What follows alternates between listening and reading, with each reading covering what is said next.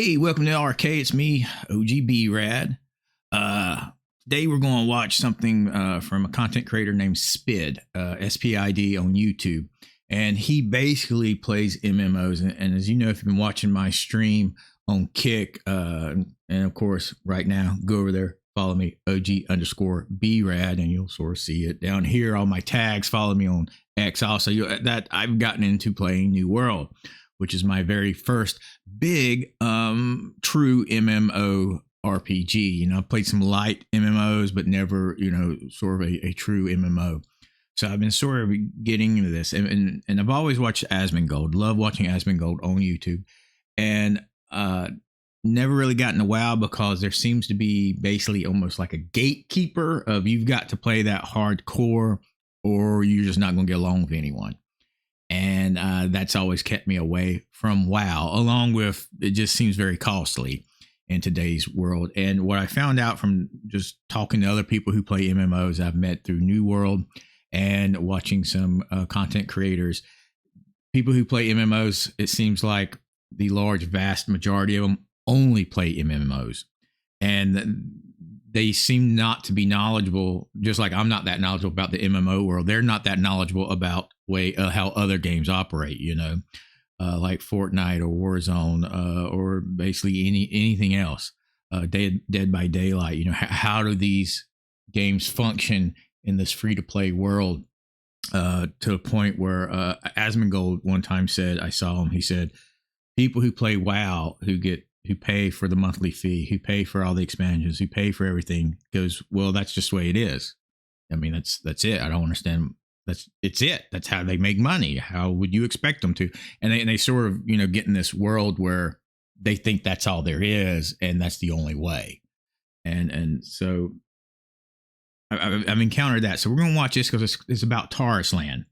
Tarisland is basically, and why I'm interested in this, and you'll hear the hardcore WoW players. It's just a WoW knockoff, cheap imitation. It's junk. When I'm hoping it is a not a cheap cheap copy. I hope it's a very good copy, and I hope they take what's wrong with WoW that I hear about, make it better, and then allow players like me and others who want to be new get into it from the very beginning and be able to take off on it. So that's my hopes with Tarisland, and they keep saying over and over, it's on their website, this is not going to be pay to win, which I heard is a big, basically, problem with WoW. I've heard from other content creators.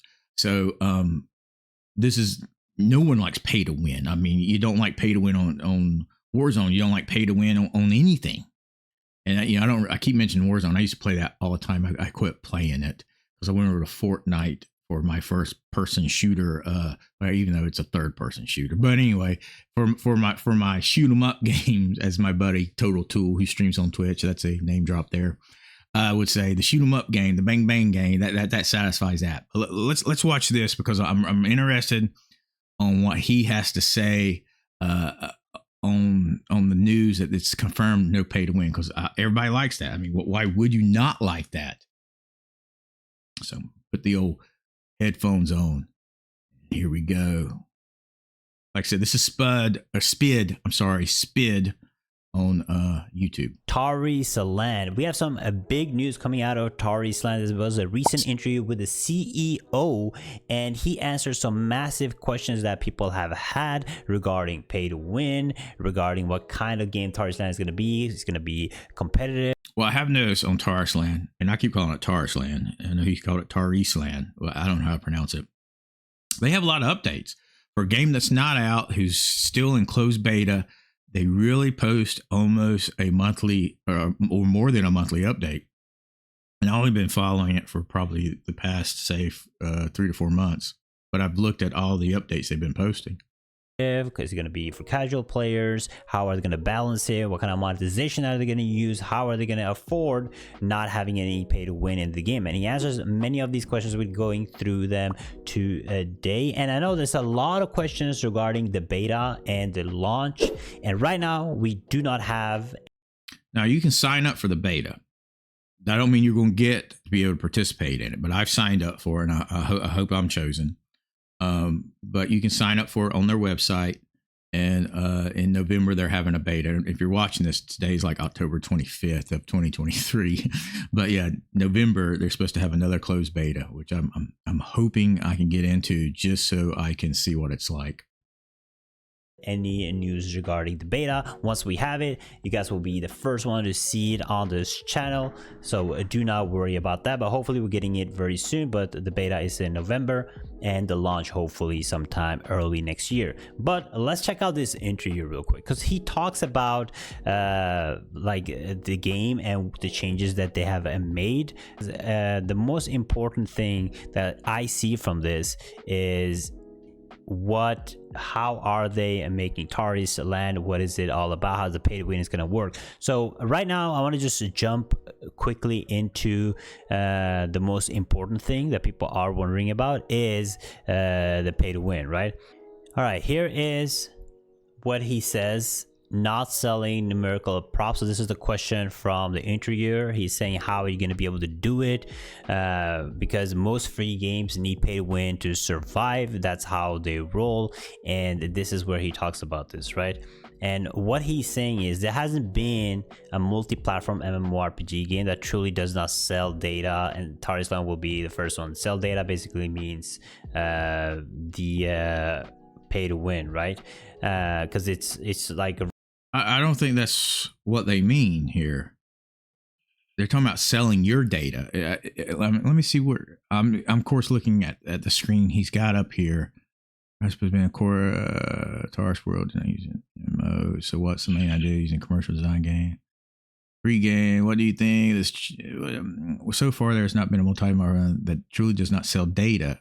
Yeah, he doesn't understand what they're talking about. In other words, they're selling your data to other people when you play these games. In other words, if you're playing this game and you play a long time, they know they can market that style game to you. That's where you get basically, for example, how you'll Google something, or like, I know everybody says it doesn't do it, but it does. If you start talking about, hey, I got a new kitty cat, and all of a sudden, next thing you know, you get all these kitty cat stuff advertisements. That happened to my wife the other day.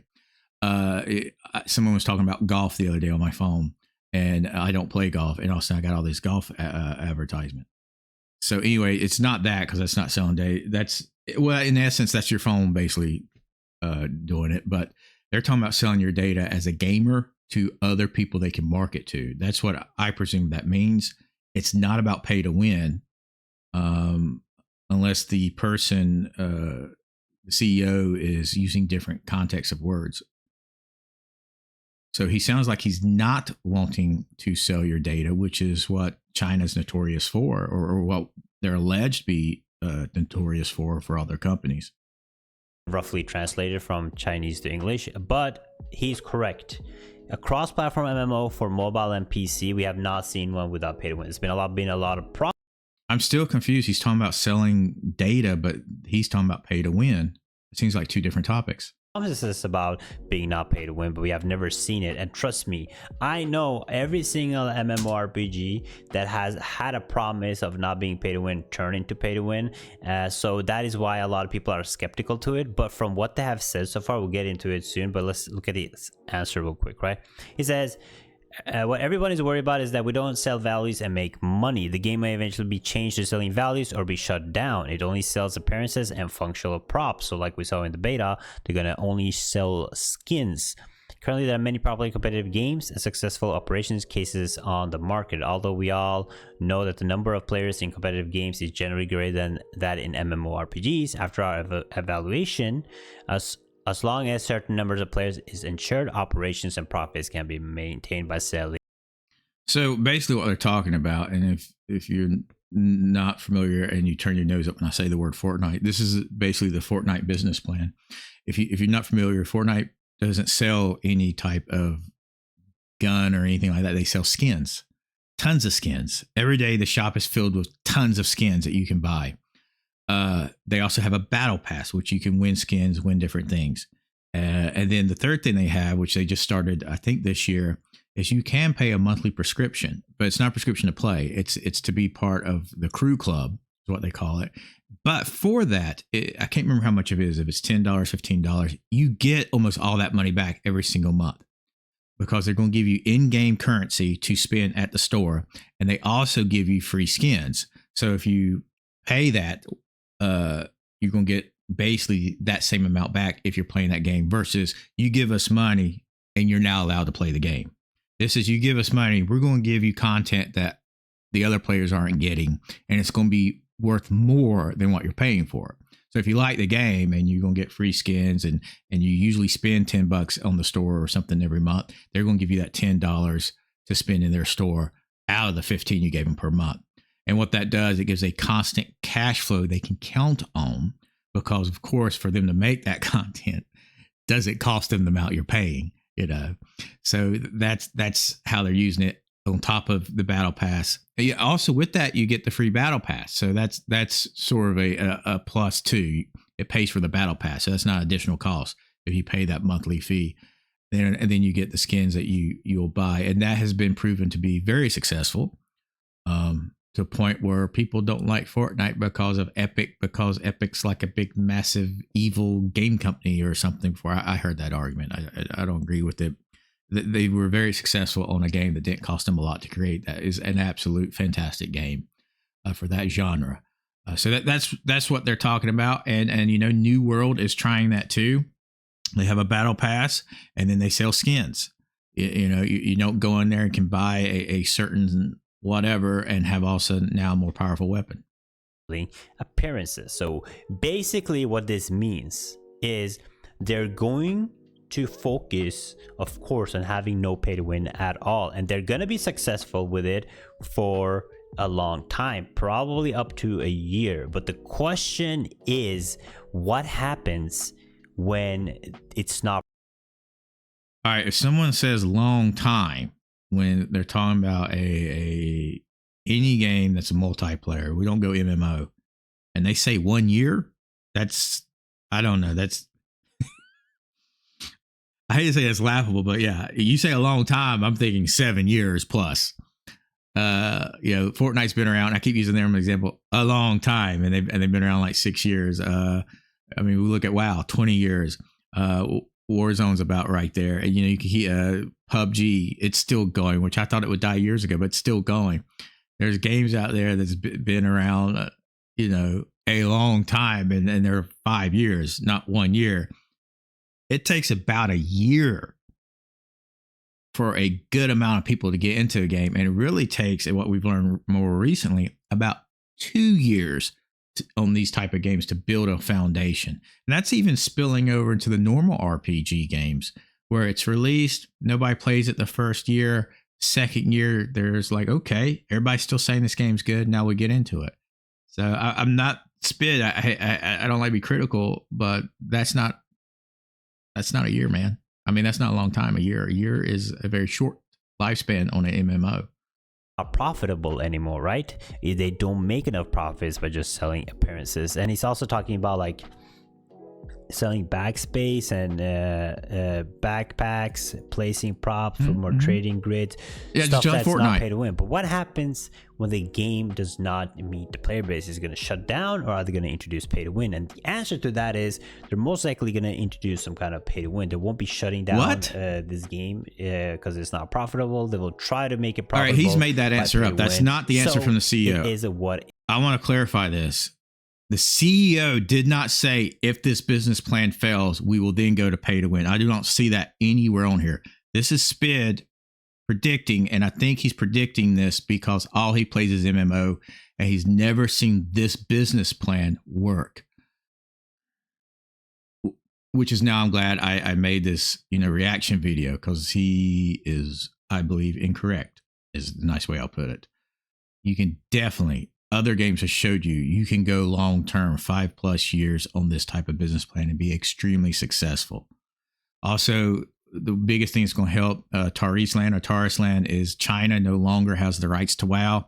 They've got a ton of players, ton of people who want to play a WoW-like game, and this is going to fill that in. Just like, there's games Japan made that, haven't been released in the United States that they're playing, that they're hopefully going to release here. This is a game that can fill that hole for the Chinese MMO RPG players. So let's just keep watching. Like I said, I don't like being critical, but his commentary doesn't make a lot of sense. And this is where the other stuff becomes very important, right? Because he talks about this pay to win stuff, which is important, how it's going to work, how by having mobile and PC is going to attract enough players for them to be successful. They've done a lot of research on it, but here comes in my experience with MMOs overall, okay? Because what they have aimed for, which is very important, is successful MMO products, this is the entry asking, often have long-term vitality of several years, up to 10 years, which is true. If you make a good game, it can last for 10 years. And this is why it's so important, which they have seen. This is the answer from the CEO is... Now, one of this business plan, I'm reading this while we watch this, is the CEO's big, I guess, advantage he's seeing is you got PC players and you got mobile players. And I know in China and even in Japan, mobile playing games, they've always tried to push this. And US, it really hasn't hit. You got like cutesy games you'll play. And then there are some people who'll play mobile Apex. I think that got taken off. I can't remember. There's mobile games that they do play here. They have nowhere been as successful as the PC or the console version. I know Farlight 84 is right now basically trying to do that, and that's so far looking very successful. Or I won't say very successful. It has been a success that they have not basically been failed from the opening of the gate, so to speak. So they're trying to do the same thing. That way you can play it on your Android tablet, and then you can play it on a PC same time. You need to have a high quality game. If you don't have a high quality game, that's true. You will not be able to maintain a player base. That's sort of a no duh. Bad. So here are these are actually proven ways to have a good player base. First, you have a very good product, a good game like Tari's Land. But there are so many things that are very important that they have tackled, but some they haven't yet. Number one is listening to feedback from the community. There's a lot of MMOs. New World is a great example. If you take one of the recent MMOs, New World is a great example that came out. It was a great, fantastic game. They did not listen to player feedback for a long time. Lost a lot of population. I don't know anything about that. Did not listen to player feedback. And when they finally listened, many now I heard on New World, and I've talked to many people that played it since the beta. It was glitchy, and that was the big thing. But they do change it and they have a change and involved it. And one of my viewers told me that he liked it better previously. So I don't know what the big change was. But on that, you always listen to your customers, and in business they'll say customers are always right even when they're wrong. But with this, and this was exemplified just this month when New World came out to basically talk about upcoming changes in the patch and stuff, and answer some questions. They showed how they had a 50-50 split on things with the customers base. So you got 50% wanting this, and then 50% wanting the opposite of this. And one of the examples they used was like the sandworm. There's basically, a very difficult monster, so to speak, that you attack. People wanted it easier. And then the other people don't want it easier and want to make sure you don't make it easy. So you're going to get that 50-50 splits. But the thing is to listen and then choose the right thing for your audience. And that's like that. And that's any business plan. Months later, which they finally did recently, they saw a grow in player base. So the most important thing is actually listen to player feedback early and make those changes early so you don't lose population over time. Second thing is the game. Also, just as a side note, just a commentary of my own, a lot of people who play games think, oh, there's a mistake, you can fix it the next day, fix it in 3 days. Sometimes you can. And I've talked to developers and they're like, sometimes you can. Other times, why that mistake, that glitch is there is they can't figure out why it's occurring and they keep trying to fix it and it keeps occurring. So it can take a while to fix things. It's like a needle in a haystack within the code, so to speak, that they're trying to find why and what is making it do that. I always just keep that in mind when you play games. There's games out there that the developers are ignoring and don't care. Bethesda, Starfield, they're using the same engine for freaking 10 years ago, and they can't fix the problems they had 10 years ago. In Starfield, same junk we had in Skyrim, they never fixed. They didn't fix in Starfield. They're ignoring you. They don't care. I've seen Fortnite, Epic fix things in 3 days. I've seen them take a month to fix it. New World, same thing. They say we're trying to fix it. When they say they're trying to fix it, I believe they're actually trying to fix it. And they probably got some guy or gal scanning through the code going, where is the mistake? Yeah. It's almost like making a spreadsheet where if you ever had to make some complex spreadsheet in school or college and you're like, all right, it's not calculating right. Where is my mistake? That's imagine that in a 100 times bigger. Again, they have suited this game both for casual players and kind of not really competitive players. Hopefully they do more for competitive players, but casual players, this game will be perfect. Okay, because he talks about this in the article too. That's good. Because they want to make a casual game, so having seasons so people can get into the game and back into the game, making it easy for people to catch up, which is a great thing. It's important getting constant influx of new players, yes, but also maintaining the players they have, right? So those are the two important things. Now, why do people quit games? Okay, they quit games because, especially mobile games, is if they can't catch up. Okay, if they can't catch up to I don't know what that means. Other players that they're playing with, their guild, their teammates, their friends, they quit the game, and they are doing a great job in maintaining. So everybody. Now he's speaking from an MMO angle only.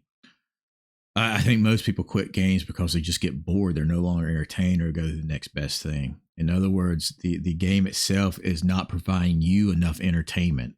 No different than if you watch a TV show, watch the first 2 seasons, it was great. 3rd season starts getting bland. 4th season, you're just bored. They've so-called jumped the shark. Or they're just doing the same thing they've always done, nothing new. I think the biggest thing people quit anything is basically they are no longer entertained because video games is entertainment. But I understand what he's saying. Like basically he's giving the sort of what I did in the introductory of this video talking about WoW, is I don't play it because the gate to get in is too heavy, so to speak, to push open. And once you pass that gate, it's too of a uphill climb to get there. And it's been proven over and over by people way more knowledgeable than me about WoW, who's been playing for 15 plus years, that new players quit the game. And that's WoW's biggest problem. WoW's biggest problem is the people they have playing is the same people they had playing 15 years ago. And this guy, the CEO guy, sounds like he's trying to solve that to make it more casual. So I think Spid is absolutely correct on MMO perspective, is basically allowing someone to enter there and be able to play with their buddy who started playing this game 3 years ago. So yeah, Spid's right on this. Can catch up. The other thing is bugs and glitches. If there's often bugs and glitches happening, people end up quitting the game. That's definitely true. 3 massive things right now, and that's common in all games. Though it's very important. This is not exclusive to MMOs. The next thing is content updates kills That's what I just said. Many games. Lost Ark had a problem with it. New World had a problem with it. A lot of MMOs have a problem with this, because when you release an MMORPG, it's a massive game. You put in 3-4 years. They have said this here. They had 200 to 300 people working on the game. They've been working on this game for up to 3 years, probably hitting 4 soon, and they're gonna put a. So Asmongold had a great explanation the other day on how New World perfectly implemented the expansion. World expansion didn't really make anything super irrelevant. It actually just made the game bigger. Elaborate? Sure. So what a lot of expansions do is, this is what many expansions do. So you have the base game, right? And then Actually, let me do this. Okay. So then you have the base game, and then you have the expansion, right? So you go from this to the expansion. So like imagine like this is because the whole game becomes smaller because the end game for the expansion is usually only centered around the end game for that expansion. Like for example, in Classic WoW, whenever Burning Crusade came out, Classic WoW was this big, Burning Crusade comes out, and now World of Warcraft is Outland. Everything is happening in Outland. Everything is about Outland. Outland is the end-all and be-all of the entire game. Whereas before that, the entire base game had value. You see kind of what I'm saying? Whereas the New World expansion, what it did is it had the base game, and then Elysian, the expansion, made the entire game bigger. You see kind of what I'm saying? Because all of the content is still available.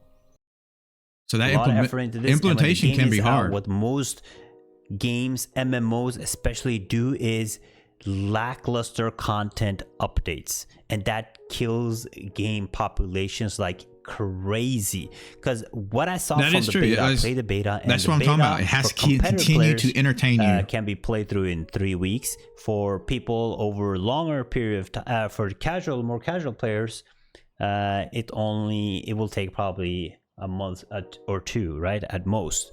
Now, if they're gonna have their seasons with updates every 3 months or 4 months, people would not have content to play for several months. If they're slow with content updates, or if the content they come up with, let's say they come up with a new dungeon or new raids or new content updates, but you can run through it within a week, people are gonna leave the game. So this is the main issue most MMOs have that they have to tackle.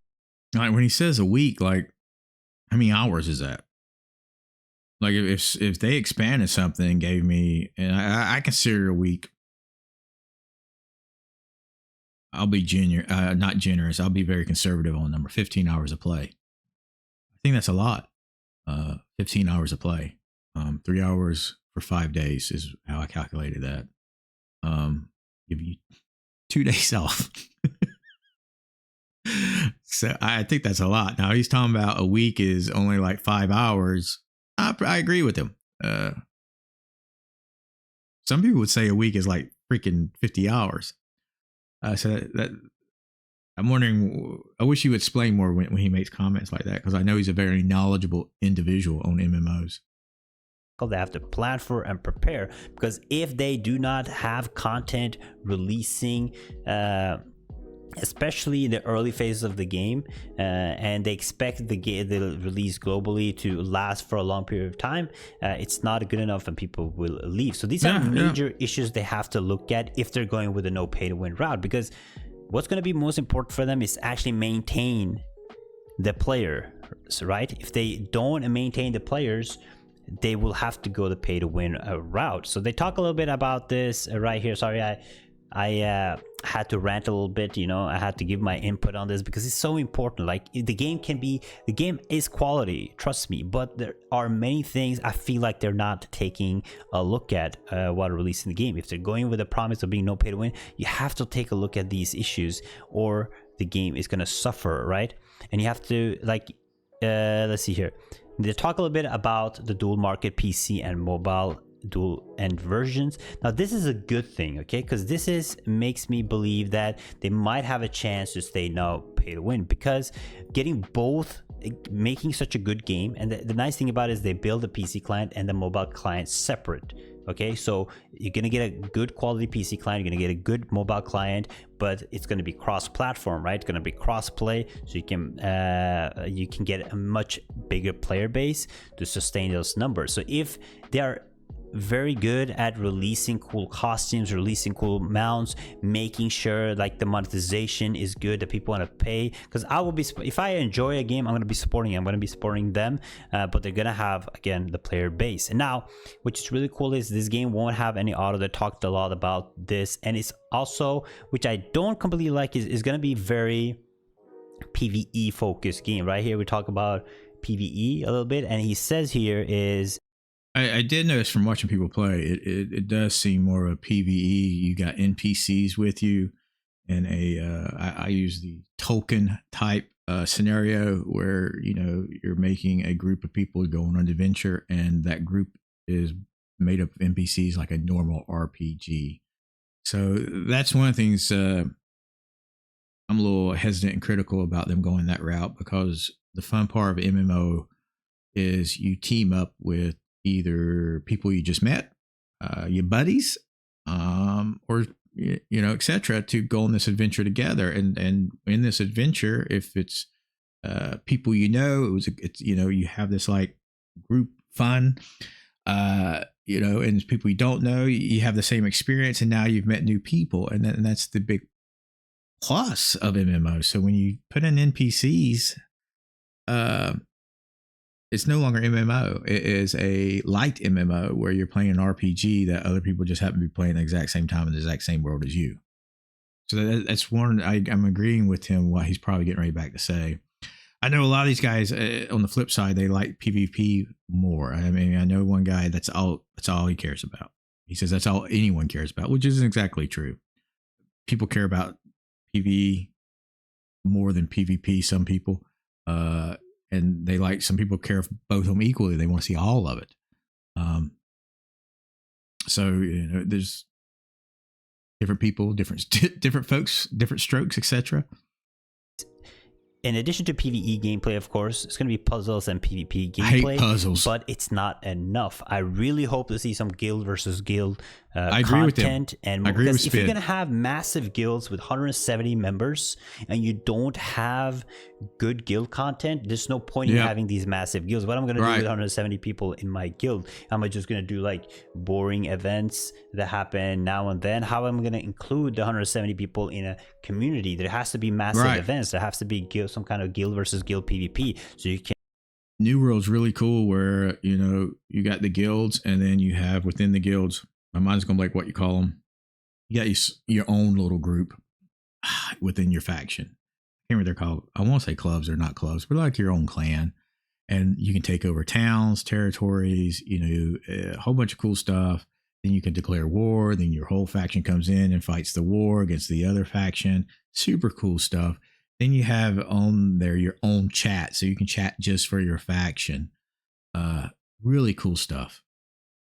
Can engage with your guild, with your community, or there's no point in having massive guilds like this. Now the PvE overall, I am very happy with the PvP. Hopefully they keep the bosses stuff I've heard some and positive, have high hopes for the game, and I do think, again guys, if you're gonna look for a good MMORPG experience, which is gonna be completely free to play, there's gonna be no pay to win, no gold selling. Wow. There's gonna be no silver selling. Players. There's not gonna be like some shady pay to win, because a lot of MMOs do this too, right? They make this promise of no pay to win, and they're like, yeah, we're not selling you legendary gear, we're not selling you legendary stuff, we're just selling you gold. You can buy the gold. That is also pay to win, but they're not doing any shady things like this yet, which is good, but like most MMOs do. And that's why it will still stay free to play for. I wouldn't consider that pay to win. If they're selling you in-game currency to buy items,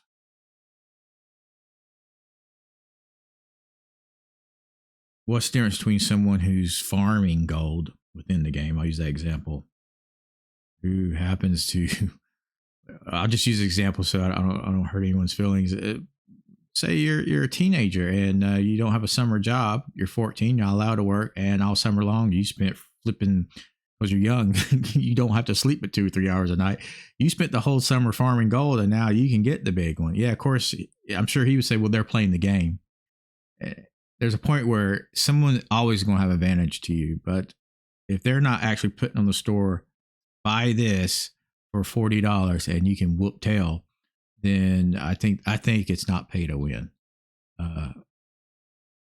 That's my opinion. You got a different one? Explain it to me below. Why? What's the difference between someone farming like crazy or someone basically buying in-game gold to purchase items, to craft it, so to speak? Because I know there's a fact that a lot of these games have where you can run basically bots, scripts, and they can go around and mine stuff for you nonstop without you actually playing. and now.